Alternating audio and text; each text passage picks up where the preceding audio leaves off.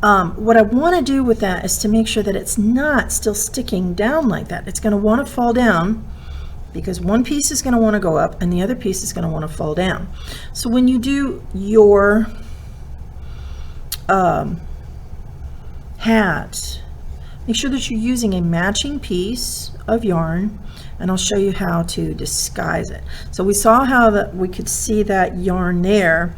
Let's do the same thing with this one, and I'm just gonna, that was just that extra piece that I kept in case I needed to cut more yarn, and I'm just gonna do one and pull it kind of tight. That looks pretty good. I'm gonna make sure that I'm happy with everything that's on the inside of it, checking to make sure nothing's too bunched up. Yep, pretty happy with that. So I'm going to do that really tightly and then do it again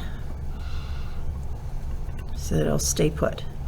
Now here it goes again. It wants to fall down and it doesn't look as good on our little pom-pom here. So what you can do, as long as it matches, go ahead and tie it with one of the other pieces of yarn. Give it another double knot so it'll go in the direction you want it to go. So I just grabbed one off the top and tied it, and that way it's not hanging down as much.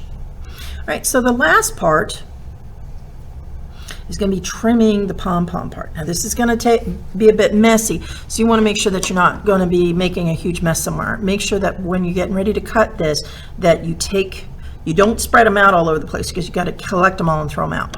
So you don't want to take up an area where somebody's going to say, oh my gosh, look at all these little pieces of yarn. So we're going to look at our hat here, and we want to keep the pom-pom pretty short. This one's actually a little bit long, but you want to kind of keep it a little short. So I see my shorter pieces here. I'm going to try to make those. I'm just going around, and I'm going to kind of go around in a circular motion. I'm kind of trying to match that little short piece right there. So you might see a short piece that you might want to match. If you want a super long pom-pom, that's okay. It's just it's not going to fluff up as much. This looks pretty good here, but then I'm going to go around and I'm just sort of being a little fussy here and checking to make sure that there isn't a piece that's super long compared to the others. So that looks pretty good. I might even want to go a little shorter. So if you want to go a little shorter, go right on ahead. Let's go ahead and cut a little shorter, gently and slowly, and take your time. Line it up with your scissors so you can see what you're doing. Maybe go around it, turn it around in your fingers.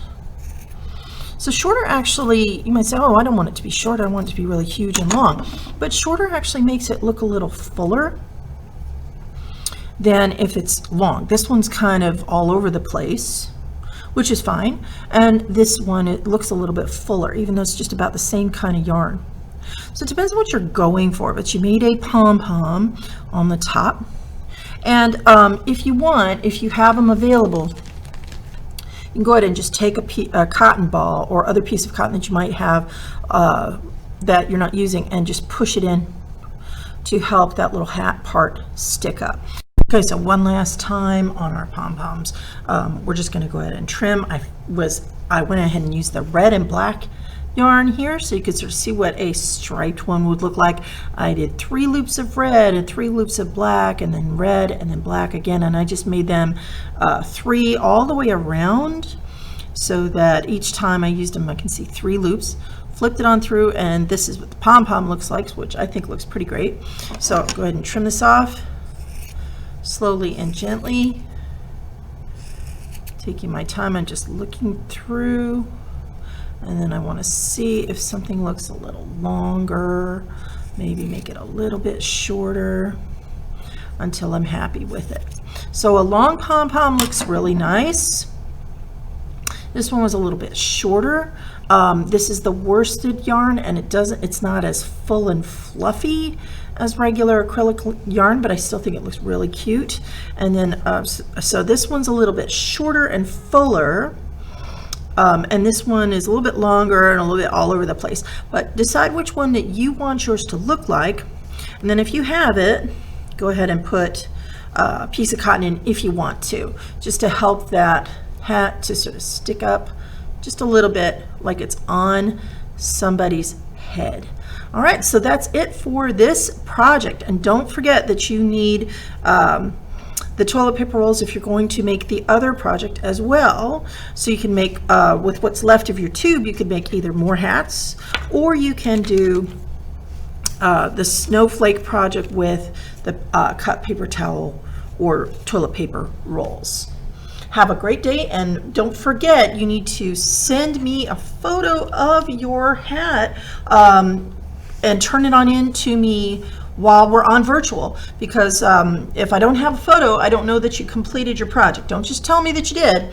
Go ahead and send me a photo. Have a great time with it, and I can't wait to see your hats.